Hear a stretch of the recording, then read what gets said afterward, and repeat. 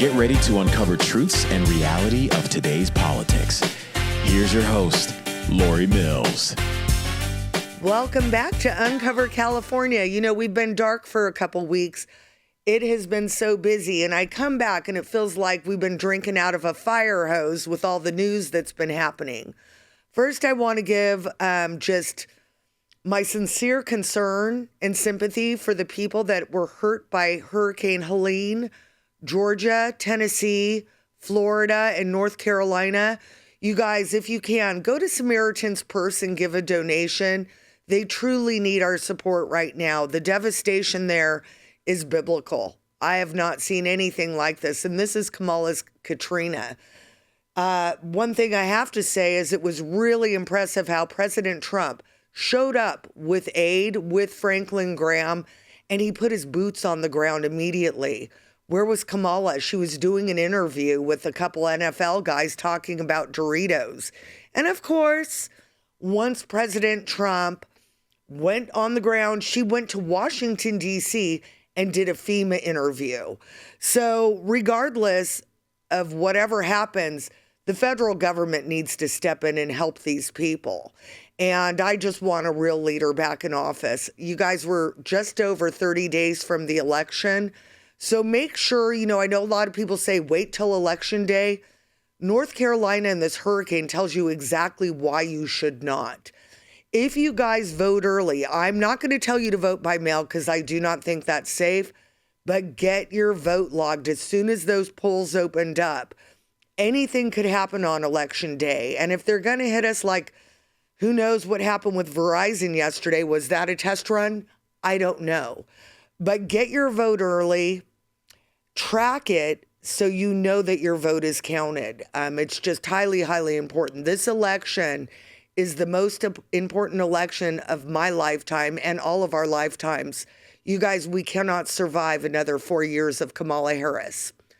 So on some good news, a couple weeks ago, I did go to a fundraiser in Beverly Hills and I met President Trump.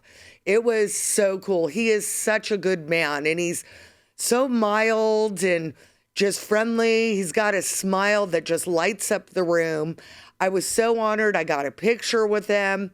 While I was there, I looked over to the side. I had met a lot of people that I hadn't met before and saw people I did meet before. But I noticed Devon Archer was there.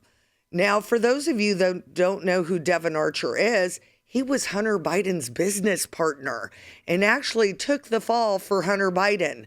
So I had a good conversation with him, and I'm happy to announce he will be here next week. On another note, you guys know a couple weeks ago, I put out a challenge for our local leftists to come in and debate me. Of course, I have not heard anything.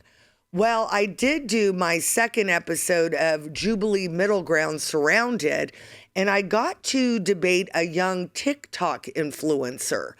This guy debates Republicans, and then what he does is he mutes them while on. Well, he didn't have that opportunity with me. And I am going to be doing another middle ground on the 6th and another one on the 16th. I love to debate these guys. The truth is hard to stand against when it's being confronted by lies. And guess what, guys? The truth is on our side. So right now, I'm going to play you a little clip of that Surrounded episode. And afterwards, we're going to hear a word from our sponsors, but I want you to stay tuned. As you guys know, per the latest ICE report, there are 400,000 criminal aliens in our country. 15,000 convicted murderers roaming around in our country. The biggest thing to me that's been out for a while is the Harris administration, Biden administration, has lost 300,000 children. Our first guest today is going to be a guy named Anthony Rubin. Anthony has found some of the migrant children. So we're going to bring him in. If you guys want to follow him, he's at therealmuckraker.com. And he's on X, but we're going to bring him in and we're going to talk about the children that he has found. After that, I have another guest coming in. He's running for Congress here in California. So we're going to do a little bit of a candidate spotlight for him. So stay tuned, enjoy this clip, and we'll be right back. Hello. Howdy, welcome back. Well, okay, so you keep bringing up the border and you keep bringing up the Senate bill. Langford's bill, absolutely. The Senate bill never passed. You want to know why? What did pass was H.R. 2, which again has been sitting on Schumer's desk, which actually closed the border. Talking to Brandon Judd, president of Border Patrol, what I can tell you is the Senate bill was better than what it is now, with 14,000 people coming through the border every day and 300,000 migrant children missing, feared, sold into sex slavery. Now, H.R. 2 did close the border, and that is the one that actually passed the House that Schumer has ignored. So I'm really sick of hearing, oh, Trump stopped the Senate bill. The Senate bill didn't pass. You know why? Because it was a bad bill. It codified the invasion. Okay, so first of all, no, it was not a bad bill. And second of all, the reason it didn't pass is because Trump called the Republicans in Congress and told them not to pass it. Right? Well, we see what's like. Do you mind if I finish without interruption?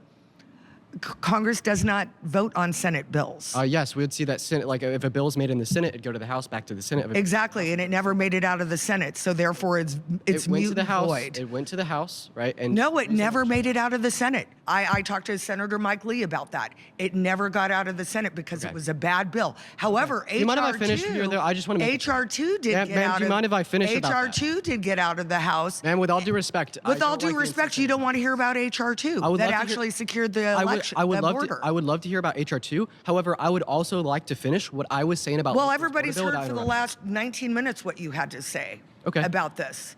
Okay, I got a minute.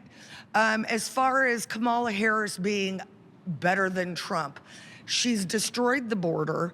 She's been absent. Nobody knows where she is. 6 months ago, even the media was saying she was the worst vice president in history. How has she destroyed the border? She hasn't done anything about it. They have walked away. She hasn't gone there. She hasn't talked to Border Patrol. She hasn't met with Border Patrol. Okay, well, I'm confused because the last person that came up said that she had gone there. Now you're saying that she hasn't. An hour from San Antonio after she met with Lester Holt, and Lester Holt said, you haven't been to the border? She goes, I haven't been to Europe either. So that was in September of 2021? So, that's who we're talking about. So that was in June of 2021. She went in July of 2021. So Kamala I would like Harris, to preface here that the Biden administration has passed an executive order on the border. And because we're now it's an election year. Today, because it's an election Trump's year. term. And no, it's not just because it's an election term. They tried to influence Langford's bill through the Senate. It was and a through the House. bad bill. Then Trump called them and told them to shoot it down. It never left the Senate. If you were starving, it never left the Senate. One second, ma'am. If you were you 1 second. Hi, this is James from Roughneck Roast. I'm a lover of coffee, country, and Christ. Like many of you, I'm fearful about the future of America if we don't elect President Trump back in office. That's why when you order coffee from roughneckroasts.com, I donate 20% of all sales to the Trump 2024 campaign so we can fight to make America great again. As a thank you for your support, I'm happy to offer you a discount on coffee orders during this all-important presidential campaign. Get 15% off your coffee order today by using the code CALI, C-A-L-I, at roughneckroasts.com. That's C-A-L-I at roughneckroasts.com. Join the Roughneck Revolution one sip at a time with my proudly American roasted coffees. Together, let's put America's greatest president back in the White House and take back our country. That code again is CALI, C-A-L-I, for 15% off your coffee order at roughneckroasts.com. Thank you, and God bless. Welcome back. Today, you guys, I've been trying to get this guest on for quite some time. As you know, with previous guests, we've had Tara Lee Rodas on, HHS whistleblower. We've had Oscar Blue on, talking about the children being trafficked through the Darien Gap. Well, not all heroes wear capes, but today's guest is one of those heroes that's actually going outside of the box. He's an independent journalist, not sitting behind some desk, not learning the truth. He's actually gone out and he has found some of the missing migrant children. I want to play a little clip for you, and then we're going to bring him on. Many of these kids go missing. I've even had a little friend. I can't remember her name, but she said she didn't know where she would go. And MVM is an organization that has moved thousands. I don't work for you. You do not work for MVM? I'm on vacation. You said that you were on vacation, and now you're moving this small child to the airport. I thought you were on vacation. Do you have any comment about the children that have gone missing that you've helped to escort across the country? 2 children were delivered to a sponsor that lives at this address. But as you can see, nobody lives here, and honestly, it doesn't look like anybody's lived here in quite a long time. There's kids in the car here. They're moving these kids. They just turned the lights off. We owe a debt of $10,000 for me and another $10,000 for my brother. Anthony Rubin, thank you so much for showing up and being here on Uncover California. Tell us about what's been going on.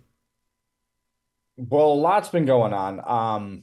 As far as what we're here talking about, though, we have spent the last couple of months going across the country to over 10 different states east of the Mississippi, knocking on doors, trying to find some of these, alien children that have gone missing under the Biden-Harris administration. We were tipped off by a government insider. They basically provided us with a list that had around 8,000 names of these children and the sponsor that they were delivered to and their last known address. And so off of that list, we went out and started knocking across all these different states. And, some of the kids we were able to find, and they were in okay situations. Some of the kids we spoke to, and we found stories of, child trafficking here in America. And then there were many who we have no idea what happened to them because we were unable to find them. We would knock on the door. The sponsor would tell us something along the lines of, "Oh, I gave the kid away. Haven't had the kid in many, many years." And we'd ask, "Well, where'd you give the kid away to?" And then they wouldn't tell us. They'd slam the door shut on us. And because we're not law enforcement, there was nothing we could do. So, we did find some good. We did find some bad. And then there was plenty of unknown cases. And, that could be good or terrible. Nobody really knows at this point. Yeah, and with 300,000 children unaccounted for, it's an unimaginable number. And I think back to when President Trump was in and they were yelling about kids in cages. Well, President Trump was doing DNA testing, which isn't happening anymore. And according to Tara Lee Rodas, they're just handing kids off and they're not really following up with where they've gone or anything else. What is the most shocking thing that you've seen in your research? Well, honestly, it's all pretty shocking. I mean, there's a lot of shocking stuff that we've encountered on the ground, and there's other shocking stuff that you could see just by sitting behind a desk and research on this stuff. Just to talk about what we've seen, though, on the ground, there was a particular situation in Florida where you had these Guatemalan illegal aliens that were using this network of houses to try to sponsor kids. So, if you try to send 13 kids to one address, that's going to raise some red flags. Despite how crappy the vetting procedures are at ORR, that's the Office of Refugee Resettlement, it's a subdivision of the Department of Health and Human Services. Despite how shady their vetting procedures are, it would probably still raise a flag if you saw all these kids going to one address. So what these Guatemalan illegals were doing was they used a network of houses to attempt to sponsor these kids. From the documents we had, this particular couple attempted to sponsor at least 13 kids across this network of 5 houses. Now, at these houses, there were also other illegal aliens who were sponsoring children. And we found a couple of kids who were delivered to this network and interviewed them. And what we were told was that, basically kids are coming in. They're brought in as young as 5 years old is what we were told. And they're told, okay, well, tomorrow you're going to go to work. We got a job lined up for you. And, what we were told was that there is a debt, or at least the children we spoke to, there was a debt held over their head, and it's been held over their head for years. And so, it was a labor trafficking case. And so that's what we discovered happening right in Florida. Yeah, I watched your presentation, which was just mind-blowing to me. One thing that really got to me is when you actually went to New York City. And there was the little boy, I think he was about 10 years old, and he was saying, "I want to go home and the government won't let me." Why is our government holding children here against their will? I can't give you an answer to that. There's people we could speculate, right? I don't have a good answer for you there. Could be money related, right? If you have the kids here and they're, they have to stay here and they can't leave, well, then there's a lot of NGOs that are going to be making a lot of money off of that. There's also a lot of government jobs off of that, a lot of paperwork to handle. So, I mean, I'm not going to sit here and act like I have the answer. I certainly don't. Right.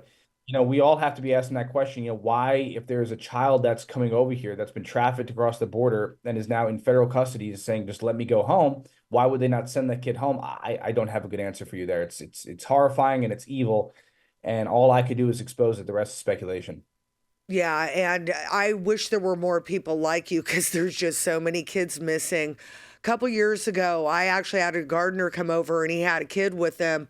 And I asked him, is this your son? And he said, no, he just came across the border. I had him translate for me. And I said, yeah, he was probably 15. And he had said that, he came over here, but he now owes the cartels $15,000. And needless to say, I just told my gardener I fired him that day because I'm not going to, support traffickers. It seems to me that these NGOs, the Harris administration using our refugee resettlement program and this entering us into this global compact of migration, they seem to be making money on human misery and trafficking and child sex trafficking. One of the things I saw in your film as well is when you actually went to a home and it was a vacant house, didn't look like anybody had ever been there.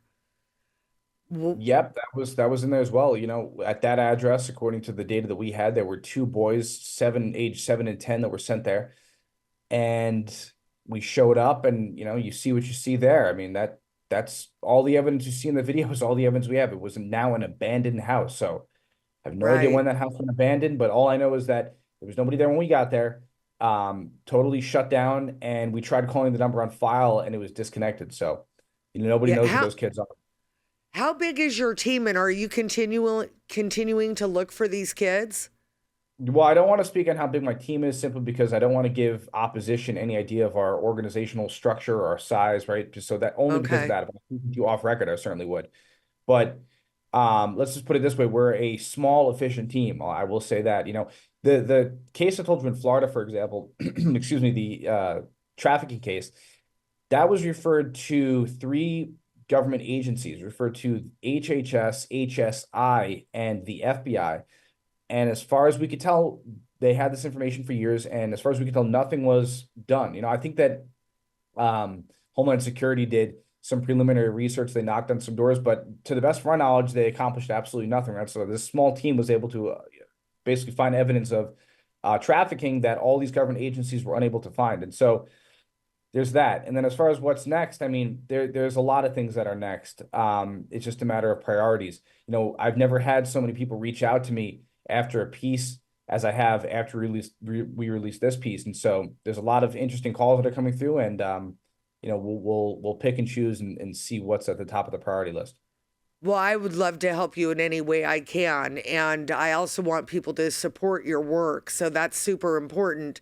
I'm talking to Tara Lee Rodas too. It seems that they knew a lot of these kids were going nowhere.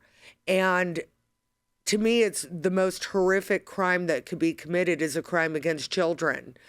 And just not knowing where this many kids are and having a government that actually has moved people from child trafficking cases and sexual abuse cases to J6 cases, I think is a huge part of the problem. I know that there's some whistleblowers that came out talking about that, but I can't tell you how much I appreciate what you're doing. And again, I want to do anything I can to help you and especially get the word out and get your film in front of people.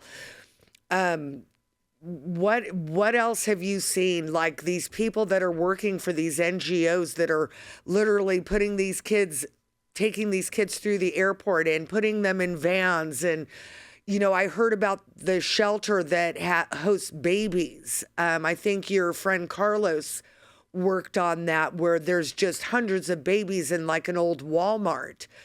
What is happening with these kids? Does anybody know? It's the same thing. They're held in these facilities that are run by these government contractors, which I believe the reason why they're using government contractors is because it's such a touchy situation involving kids. Many things could go wrong. You could get a bad actor in there who decides to sexually assault a kid, which has happened. You're talking about the Walmart facilities. A lot of those are run by Southwest Key. A couple of years ago, there was a situation where you had a Southwest Key employee who sexually molested boys at one of these facilities, and he exposed them to HIV. And I mean, he should have honestly gotten the death penalty for that, in my opinion. Yeah. But I think he only got sentenced to 19 years in prison. But the point is, it's not even the point of this. The point is that you do have bad actors in there that are, sexually molesting these kids. That's on record. And so that's happening. And you got these facilities, like you just said, these old Walmart centers, as an example, that hold these children while they're waiting to be placed with these sponsors, and then they are escorted. And this part is in our documentary. You could watch. We actually followed one of the contractors, MVM. We followed them as they are moving kids early in the morning. They pick the kids up from these facilities, they load them into white vans, and then they go bring them to an airport somewhere, get them on an airplane, and deliver them somewhere in the United States of America.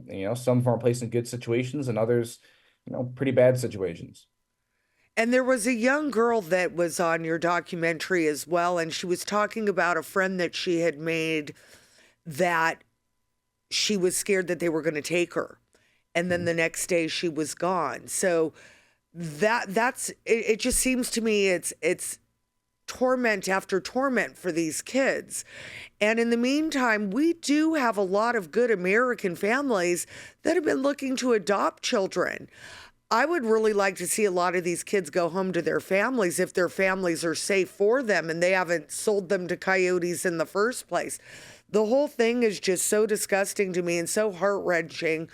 And I want to do whatever I can do to help. And I know there's so many Americans that want to help this situation because these kids are innocent in this situation. The adults that are facilitating it, I think, should go to prison for a very, very long time.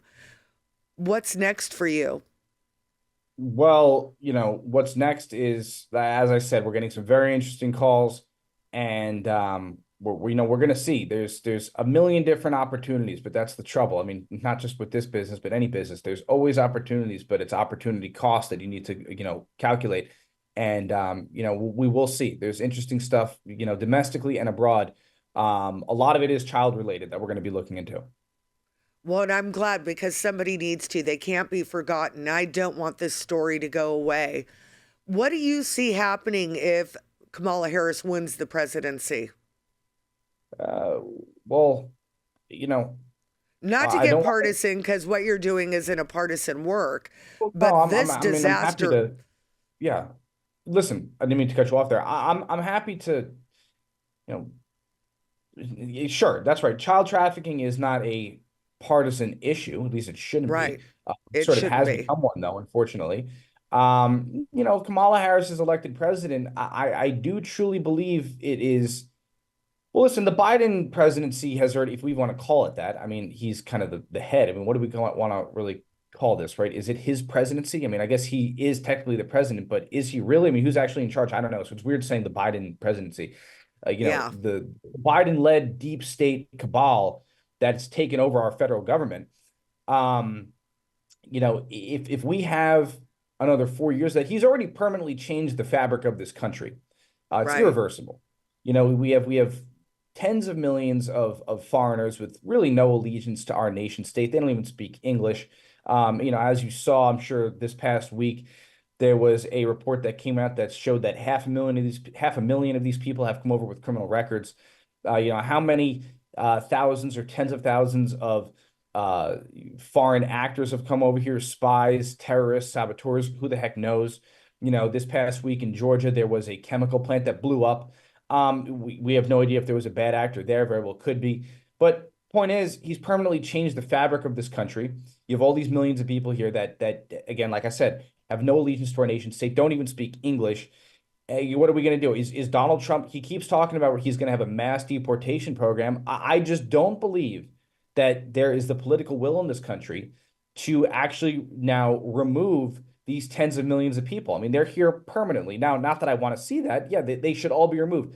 99% of those people, roughly, have no asylum claim. It's all fictitious. You can't come over here and say you want to come to America, and claim asylum because you want a better life and because, you want to make more money. That's not an asylum claim. Most of these people have no asylum claim. A lot of the times they just make something up. Not to take things in too many different tangents, but the Chinese, for example, We were given a couple months, or actually almost a year ago, we were given a blueprint from a Chinese illegal alien. This was a PDF document that this Chinese illegal alien that we met handed to us. It was written in all Chinese. We had it translated to English, and he said that this is passed around by illegal aliens when they're on the way up here. And when you read this document, people can find this on muckraker.com. When you read this document, it says in the document basically how to work the asylum system, right? It says to get involved in different Christian organizations and openly denounce the CCP so that you could say, well, now the CCP is after me and I have to stay here. And so that's what these people, that's just the Chinese. I'm sure the Venezuelans have their own means for exploiting it. And I'm sure every other nation state has their own sort of way that they could work in different claims that they can make to say that, now we actually have an asylum claim. And that's what's happening. And so we're being exploited, we're being taken advantage of. And if Kamala Harris is to become president of the United States, this is going to go on for another 4 years. It would be the continued erosion of the fabric of this country. And I'm not sure how much longer we can sustain it. I mean, how many illegal aliens from all over the world do we have to let in before we are no longer the United States of America, but we become something else? I don't know what that threshold is, but eventually we will cross it and the country will cease to exist as we know it. Well, and I see that already for the plain and simple fact, when these people do come over, it does change the census in the congressional districts. So they're manipulating the congressional districts of our nation. But not only that, it just seems to me that there's a bigger plan at work here. You look at Kamala and Joe put us back into the global compact of migration. They are flooding our country. They're using an app to fly people into our country. And you think about the guys that got here for 9/11 and they took down the World Trade Centers. I believe we're going to get hit again. And it terrifies me. And unfortunately, a lot of the younger generation that are supporting Joe and Kamala, they don't remember when ISIS was burning people in cages. They don't remember when people were being beheaded. And they don't remember those towers coming down. We've got people here now from Afghanistan, China, Iran, all over the world, even Russia, who they say they hate, they're here. And we've got kids disappearing. And there's people like you, and there's people like Oscar Blue and Ben Berquam and Tara Lee Rodas that have been speaking up and telling the truth. And again, I appreciate you guys so much for your work. What do you think about these foreign nations coming in this app? They surpassed the border now. Yeah, the CBP1 app where they fly them all in. It's or they pre-approve them and then they just let them walk across the border. Right. It's the whole point. Listen, if that doesn't show you that the goal here is not to erode the fabric of the United States of America, I'm not sure what will. The only reason why they have that, it's not for humanitarian reasons. We've already proven that these people coming over here, they end up in desperate situations. A lot of times they go, well, actually, I had it better back home because at least, I could speak the language. And, I had connections back there. And then they come here and they just put on welfare. And, you speak to some of these people and they go, I actually think I'd rather go home. I spoke to homeless illegal aliens in New York City that say that. But they go, now I can't really go back home now, especially if they're from Venezuela. Venezuela won't take them back. And so, the whole point of the CBP1 app, if we've now identified that this is not for humanitarian reasons, that bringing all these people in is just eroding the fabric of our nation state, well, then why would you just, pre-approve them and let them come in, in hundreds of thousands per month? It's because, again, this is part of an agenda to collapse our country, and they don't want people filming it, because if they don't have the CBP1 app, well, then all those people are just going to flood the border. And then people like me, people like Oscar Blue and others will go stand at the border and film it and say, whoa, look how wild this is. But if you could pre-approve them and bring them in the middle of the night in an airplane, or have them legally officially cross the border, then that is not going to make headlines, because it just looks like business as usual. And you're able to get these people in under this cloak of legitimacy, but the end effect is the same. It's the erosion of the fabric of this country. Well, and even for us Americans, it's expensive to live here. I'm in California. We're the highest tax state in the country. A 2-bedroom apartment here is $3,000. I don't know how these people are coming in here, and I don't know how much welfare you can give someone in order to support them. And we can't afford it. We can't afford it. And maybe that's where President Trump starts. He says, who wants to go home? It'd probably be cheaper to send them home than to keep them here. But we've got to secure the border, and we've got to stop the child sex trafficking and child labor trafficking on day one. And again, when I saw your show and again saw that little boy go, I want to go home, and they won't let him go home, that broke my heart. And to hear a child say, yeah, I have to work because I owe $10,000 or $15,000. This isn't the America I grew up in, and it's not the America that we want to live in. And so, again, I applaud your work. I thank you so much for your time coming on. Do you have any last words for everybody? And can you tell everybody where to find you, where to support your journalism and everything that you're doing? Because I want you to continue to succeed. You mentioned Donald Trump. He has talked about having the largest deportation program in American history. And I hope he's serious about that. But, what I think he should do is he should immediately end welfare programs to all of these illegal aliens. And that will probably start a mass voluntary exodus of all these people out of our country. Then you still have these state welfare programs. And I think what he should do is he should say, well, any state that's giving welfare to these illegal aliens, I'm going to cut off your federal funding. And, see how quickly the states fall in line. I think that they will. And he can then he could see how fast these people voluntarily exit the country. I think it'll happen very quickly. And then at least that'll handle a couple of thousand, maybe a few million. And he could then go clean out the rest using other means. That's number one. Number two, we've done a lot of work very closely with the Heritage Foundation's Oversight Project. What we've been doing is we've been going across the country to these different areas that are, full of illegal aliens. We've been asking them, hey, are you registered to vote? And we get resounding answers from these people. Anywhere from 9 to 14%, we find in these different states have told us, yeah, I'm not a citizen and I got registered to vote last week or last month. Somebody came and knocked on my door. I got registered at a grocery store. And so that needs to be handled. But the reason why I'm even bringing that up, we should not be giving out ballots, and there should not be voter registration forms that are in any language other than English. Okay. How could you even not speak English and have a clue what's going on? Can you watch not that the debates mean anything. Debates are a joke, but can you watch a debate and understand it if you don't speak English? No, you don't even know what these people are saying, but yet you're going to vote in the elections.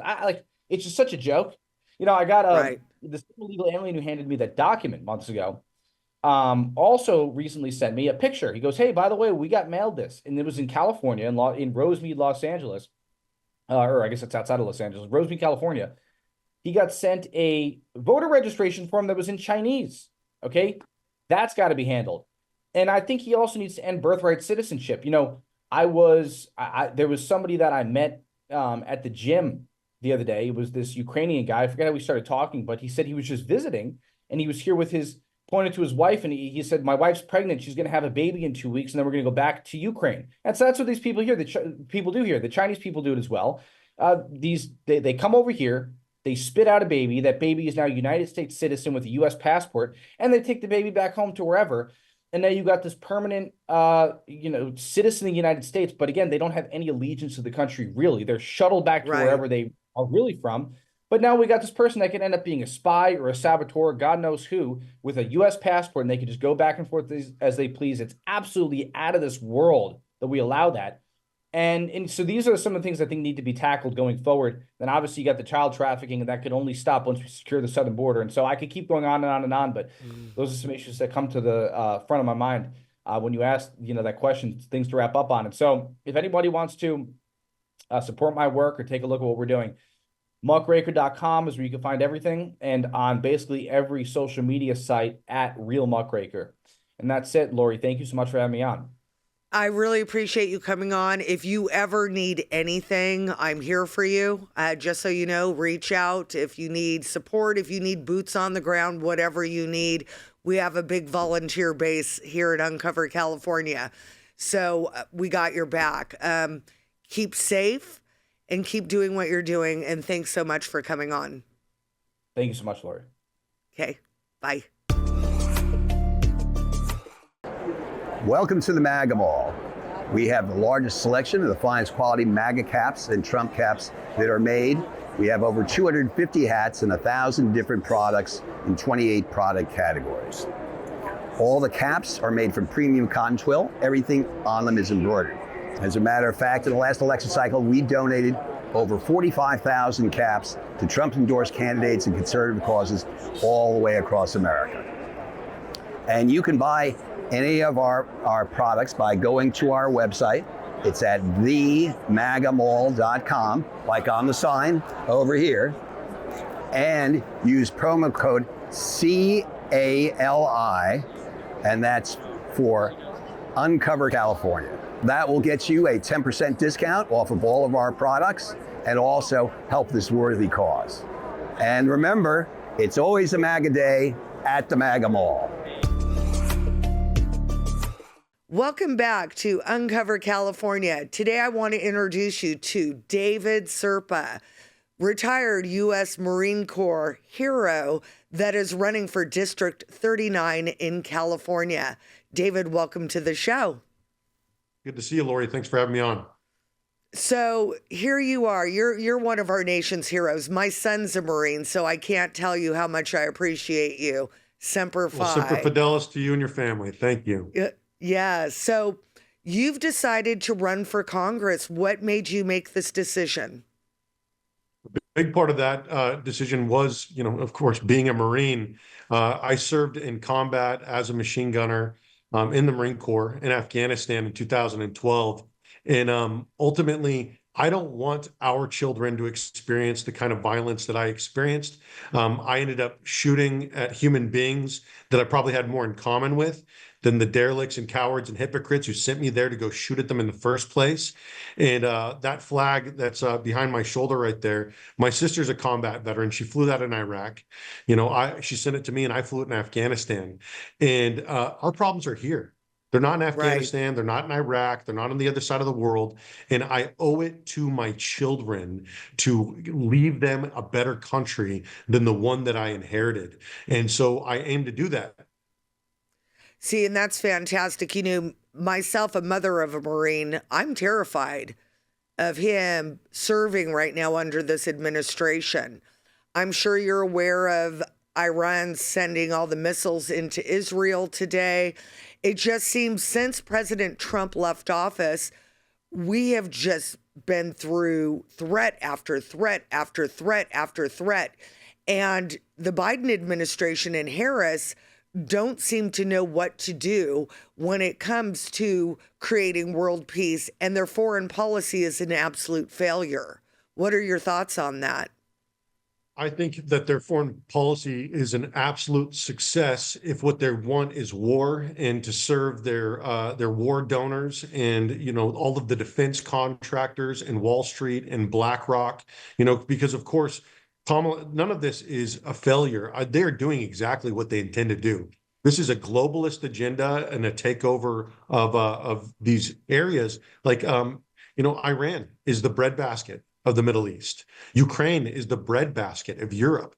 California is the breadbasket of America. And there's a reason why they keep taking over these breadbaskets, and that's because they want to control our food. And so I served under President Obama in 2012. I know what a warmonger in chief looks like, and I knew that President Biden was going to be the same way.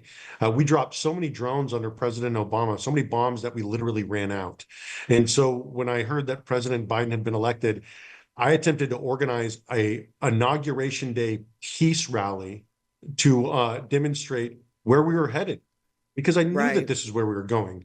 Ultimately, the CHP canceled my permit so that I could not gather and have that peace rally. But I knew where we were headed. 15 active conflicts throughout the world. The Department of Defense has failed its 6th consecutive audit. Under President Trump, there were no new wars. Our VA was running better than it has ever ran before. We were taking care of those who protect us by not sending them into conflict unnecessarily.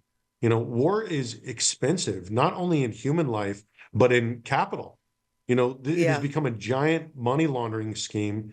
And the truth is, Lori, it has always been a giant money laundering scheme. General Smedley Butler said that war is a racket almost 100 years ago. General Eisenhower warned of the military-industrial complex in his farewell address. This is nothing new. The rich get richer. We end up becoming big muscle for these big multinational corporations, and ultimately, these are the same corporations that are attempting to take over other countries' resources in land and real estate that have already taken over our land and resources Yes. and real estate.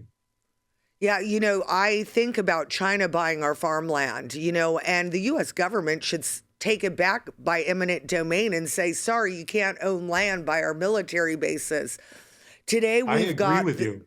Yeah, we've got this strike happening on the ports on the East Coast. Our prices are going to spike. We've got this this huge disaster. How are they going to get supplies to them if all these guys are just on strike? Buttigieg, where are you, Pete Buttigieg? Well, And when you then have a we've fake got, economy, like our economy is so fake, where we have to import so much, it right. depends on transportation, sales, shipping, and service. Those are the three S's of a fake economy because we sell crap to each other, we ship crap to each other, and we service people while they're buying crap. And none of that crap do we make here in America. And so it will create a more stable country for us and a more stable globe if we start creating things here in America. And I love what you said about eminent domain. Right now in 1992, as President Bush Sr. was leaving office, they privatized all of our uranium, which is why nuclear energy has become such a huge failure for the last 30 years in America, is because did that private have any capital has worked. Did that have Go ahead. anything to do with Obama and Hillary with the Uranium One deal? Like, did that affect that as well? So I was going to get there, and that comes years later, actually. But and because of that, and so the thing is, when you talk about nationalizing all of our farmland that's owned by China, we should also do the same thing with Canada, because Canada owns more of our farmland than China does. What we should be doing is we should be creating this product here in America and then shipping the product to Canada, shipping the Right. product to China. And instead, what we're doing is we're allowing them to own our real estate, which is a recipe for disaster. And what it does is it creates these fake shell corporations where they can launder our uranium, our feed, our food right out of our country, our water right out of our country. And so if we were to exercise eminent domain, and this is something that I'm glad that you brought up, exercising eminent domain would allow us to do something major, which is to get out of debt.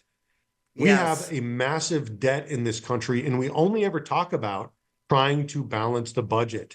Well, if you were going to run America like a business, which that's what it is, it's a business. What you do is a business has a product, and that product should be lithium, uranium, oil, natural gas, coal, water, and all of these other natural resources that are in our soil.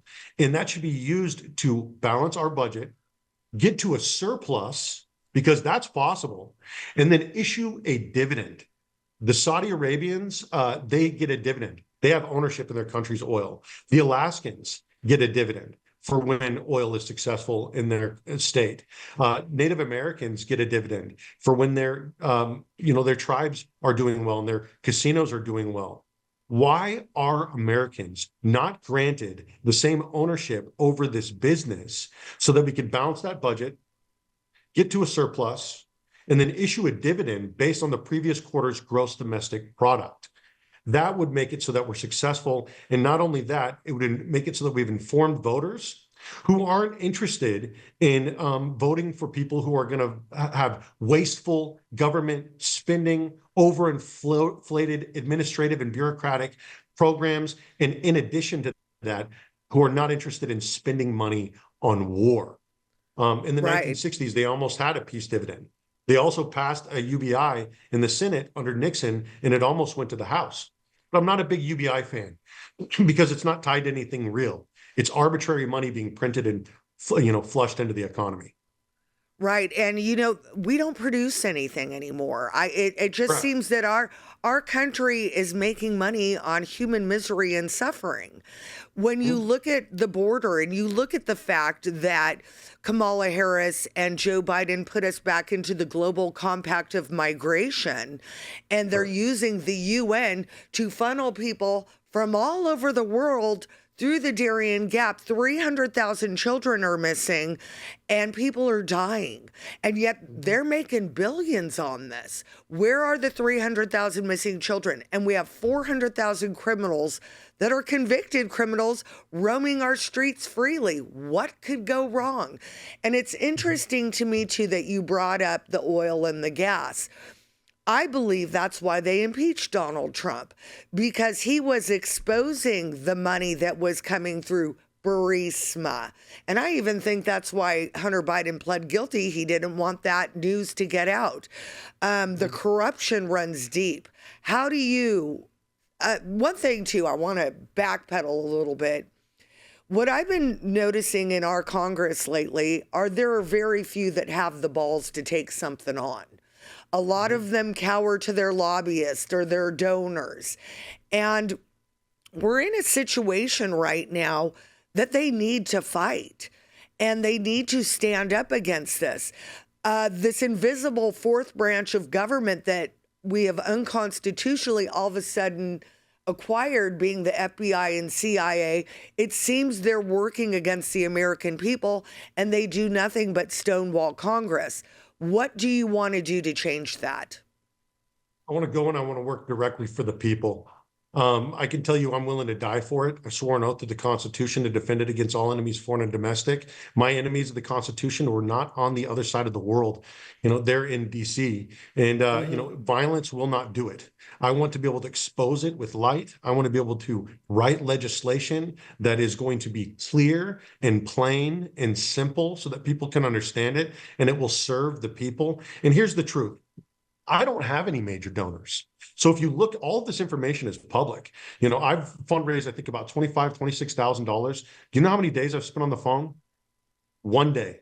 And then I decided I do not like fundraising. I'm not going to serve the donor class by dangling my leg out there. So I am going to jack the jaw of the establishment so hard if I get elected the first time that they're going to be doing everything that they can in the donor class to probably get rid of me in the extreme 1%. But the people at that point will see who I am and that I'm serving them. And people are so tired of sending their representatives to DC to be rug pulled and then not be truly represented. And let me end on this. I'm not a particularly likable person, and I'm not worried about that. I don't have a bunch of friends. I found out in my 30s that I am on the autism spectrum. I'm also bipolar 2. That makes me a very passionate policy wonk, but I'm a loner. I don't have friends particularly. I don't hang out with people. I don't like to go to parties or, freak off parties or any of these other types of parties. I'm Thank God. a history buff and a nerd, but I'm also 6'2" and freaking 235 pounds. So if you want to come get some, you could come find me. So I know the system that I'm fighting, and I know that they're willing to kill for it. And so that's why I have to get out there and I have to be willing to live for it with every moment that I am given, so that we show people what true representation looks like. And if that means that they stack the cards against me and I don't make it back for another 2 years, guess what? I'll go do something else. Yeah, it's interesting too that you say that, because I really do feel that our country that was once created by the people for the people has changed. I feel like we've got corporations that run this country now. We've got this again, fourth branch of government that seems to have more power than those that are elected. And it's scary. Today I saw Chris Wray put out a video talking about how he's really worried about foreign interference. Well, in my opinion, the FBI, the DOJ, and the CIA have interfered in more elections than foreign countries ever have. In 2020, when the whole Russiagate started that Hillary Clinton paid for, we saw we saw what they did as far as the CIA, FBI, basically targeting the incoming president with Russiagate and spying on his campaign. That was treason. I don't care what anybody says. That was treason against an incoming president. And then you have the 51 intel agents do the same thing about Hunter Biden's laptop in 2020. We're in trouble. We're in big trouble. And I really wish more people would wake up to that fact. And here's the truth, because I was getting ready to bring up the same thing. The same machine, because a lot of people talk about foreign interference in our elections. I'm worried about the interference that's coming from within. And that goes as far back as, it goes as far back as the beginning of time. But let's just talk about the 1960s. What were the Black Panther Party really doing? They were carrying around constitutions, they were armed carrying, and they were enforcing, their rights. And they were doing it in a way that made people uncomfortable. They fed 10,000 people breakfast every day, children breakfast every day. They discovered sickle cell anemia, were putting hospitals in underserved area, and they were working beyond class lines, beyond race lines, and saying all power to all people. And they were systematically eradicated and destroyed. We watched JFK and RFK and MLK and Martin Luther King Jr. and Fred Hampton Jr. all removed by the same system. They tried to take Reagan. They tried to take Trump and try to tell me that it's not that same system. And then what they realized was that they could no longer pew it out of us, that they had to use lawfare. And so they went after Occupy Wall Street. And Occupy Wall Street, we said, oh, well, get a bath, you dirty hippies. But ultimately, they were worried about that top 1% getting more of that wealth, more of those resources, taking on Wall Street and taking Wall Street, buying up Main Street, buying up our neighborhoods. And were they wrong? No, they were not wrong. And then you had the Tea Party Patriots come out, and they were talking about how we need to get Ron Paul, the Revolution, right? And they're talking, we need to get disentangled. We need to bring the debt down. Were they wrong? The IRS went after them, and the debt has exploded. We've gotten more entangled with more foreign wars, and our dollar is worth less than it's been worth in a long time. And then we had MAGA. And so MAGA has been treated the exact same way that all of these other groups have been treated, because there's one thing that the system is terrified of, and that is a populist movement that unites the people on both the left and the right. And the second that we realize that we are in this thing together on the left and the right against this system that does not serve us, and we stop playing games about I'm awake and I'm not woke. It's like you're saying essentially the same thing. You see that there's a problem and that you want to fight it. So give me a radical person on the right. Give me a radical person on the left, because chances are we're upset about a lot of the same stuff. We just have to start the conversation to find some common ground and a little bit of common sense, a little bit of common decency, because I don't believe that we're enemies. I believe it's the have-nots down here, the 99.99% against the have-yachts. And those are the people that control everything. Right. Well, and a lot of these people, though, on the far left, I'm sorry, they want communism. I don't want them. But those Democrats that are rational and they want a good life for their families, I wish that they would wake up. I think that one of our biggest problems right now is a media that lies to the American people. I mean, blatantly lies to the American people without accountability. And that's why in 2020, I was censored, I was banned, and I'm so grateful for Elon Musk buying X, because they can't silence us right now. But if we don't win this election, I think that's over. They're going to come after him legally. They already are. And we have such an opportunity right now with people like you, with Elon Musk going to be the Department of Government Efficiency. Oh my God, they've got to be trembling in their boots. For him to go through our money with a fine-tooth comb. RFK taking on Big Farmer, heading the HHS.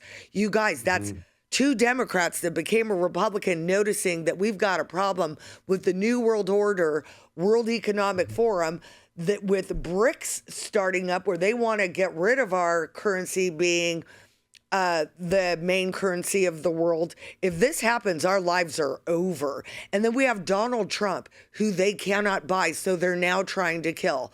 The information that's been hidden from us on the first assassination. And, you know, it was funny, not funny, that the second attempt, the government decided it was a good idea to put out the $150,000 bounty on Trump. They're trying to kill him. They're trying to kill him. No, and then you've got their administration coming out saying we need to eliminate him.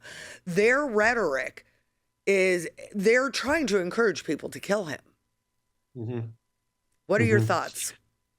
Yeah, well, it's the same machine that, you know, has always wanted to kill every populist president that we've ever had.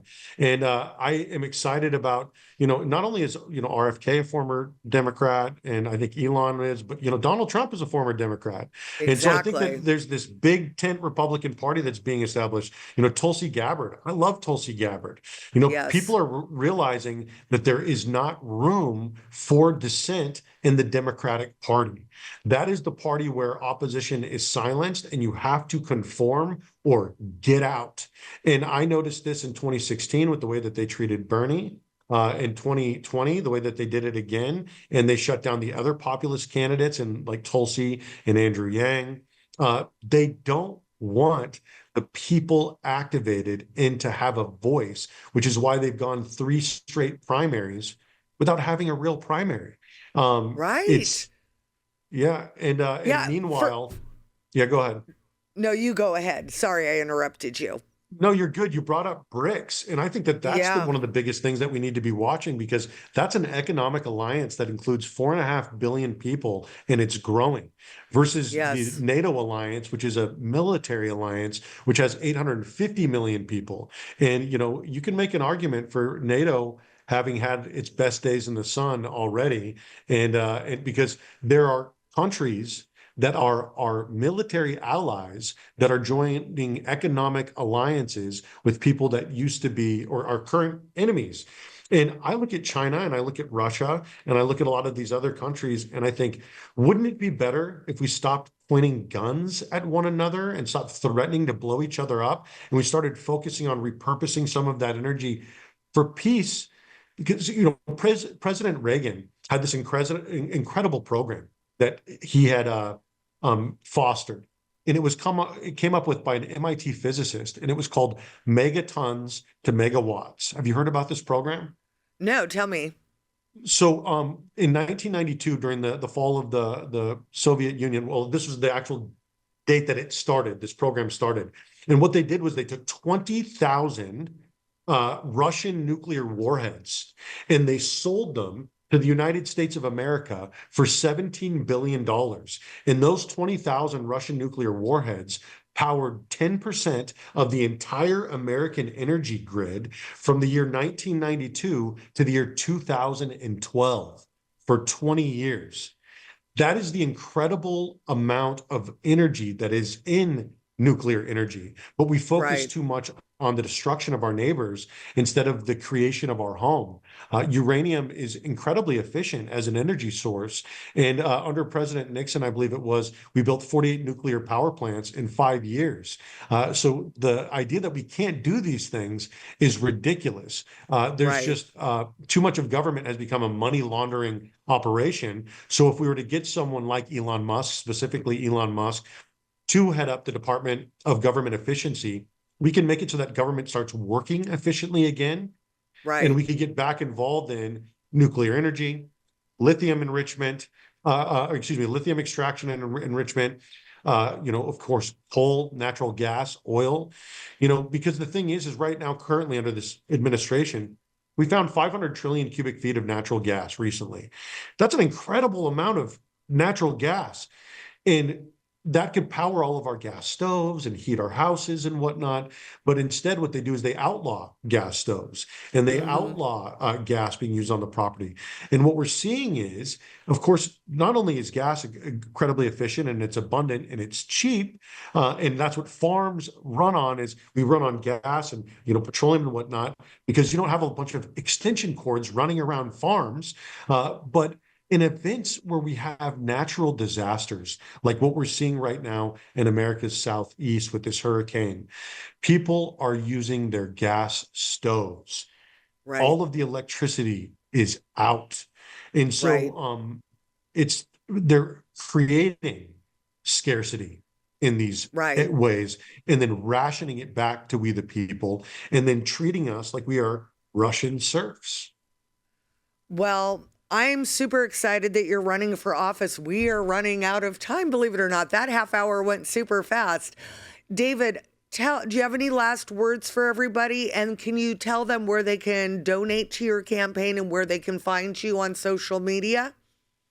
Thank you, Lori. I'm on all of the social media sites, but you can find everything on my website at davidserpaforcongress.com, including my donation links, links to all of my social media, and a whole media page with a lot of my interviews and whatnot on there. I really appreciate you having me on. Money, of course, makes a lot of this stuff work. But if you can do nothing else, just share this message out there, share shows like Lori's out there, because we're all out there in the trenches doing our part to try to return to localism and put power back into the hands of the people. And just do what you can. And the most important thing, folks, is we have to wake the people up to the truth. And we have to overcome the censorship complex in this media that lies to the people. We have a lot in common. We all love our families. We all want to live well. And we need people like David in office that are not bought and sold by big corporations or his big donors. We need heroes from the United States Marine Corps. So, David, thank you so much for coming on, and we'll talk soon.